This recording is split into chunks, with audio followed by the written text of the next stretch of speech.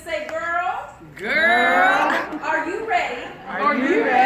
To get your swag back? Yes, all right. So, ladies, let's go, and men that support the wonderful ladies, if you are in here, we are so excited to have you as well. So, I'm sure you're wondering, what is swag? And how the heck do I get it back? I'm so glad that you asked. So I'm sure you hear the kids say, you know, I got swag. I know you hear it in our music, and you might see it on some other people. So I thought I'd introduce a couple of those to you today. So it's swag. Idris. You're welcome. You're welcome. Is it B? Yes, and you're welcome, because she is fabulous. Or is it Chris? Is that what we're talking about today? You're welcome. A little lunchtime candy for you. Dessert. Exactly, dessert. So I'm not exactly talking about the swag of these particular individuals and why they have awesome swag. I'm talking about something a little bit different than that. Today, we're going to talk about how we get our self-confidence back, how we get our walk back, how we restore, renew, refresh our attitude of gratitude, and reclaim our gifts and talents. Now, how does one get their swag back? Well, let's start with a moment of truth, okay? So you first got to recognize that you've lost your swag.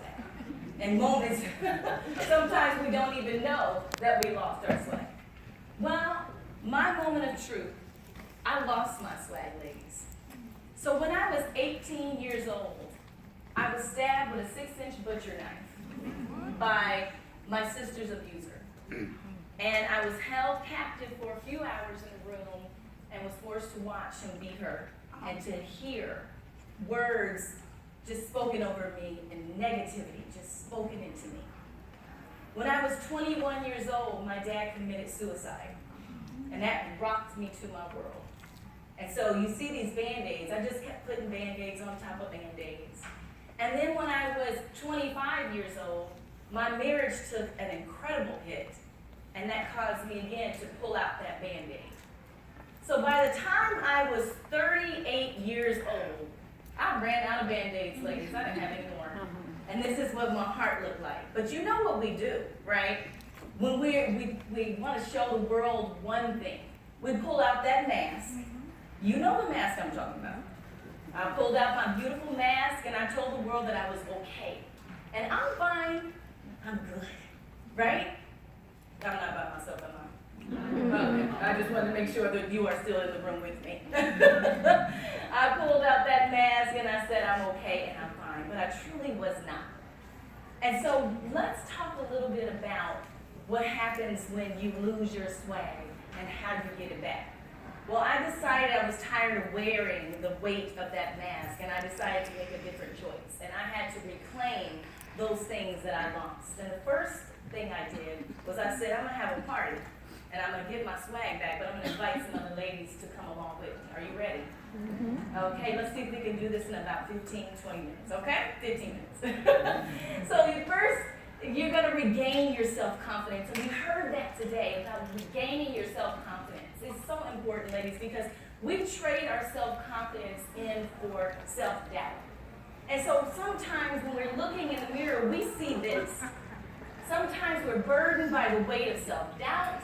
We're shackled and bound by fear. We're broken by the negative opinions of others. And that just leaves us in a state. And we are silently sabotaging ourselves. But what we should see is this. And if those of you who are not chess players, you see there's a pawn and then you see there's a queen in the mirror. We need to be seeing ourselves as queens, ladies, because that's what we truly are.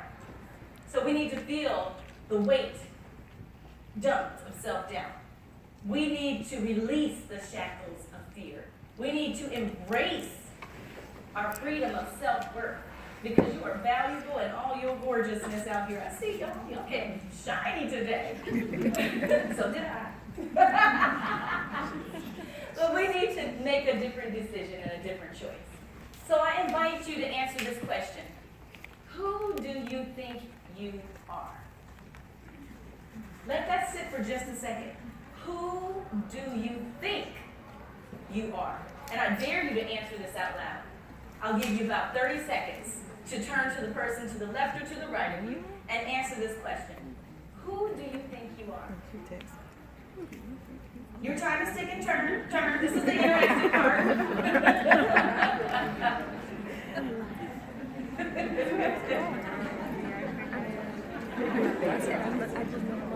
Yes.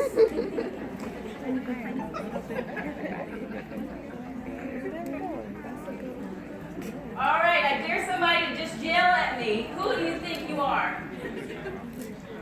Who are you? Brilliant! Come on! Yes! What else? Strong! Yes! Courageous! Unique! Smart! Yes! Resilient! Absolutely! I love it. Thank you, ladies. You are amazing. And those are all the things that you should feel, and I hope you believe it. Because sometimes we say things and we don't believe it, so I hope you believe it.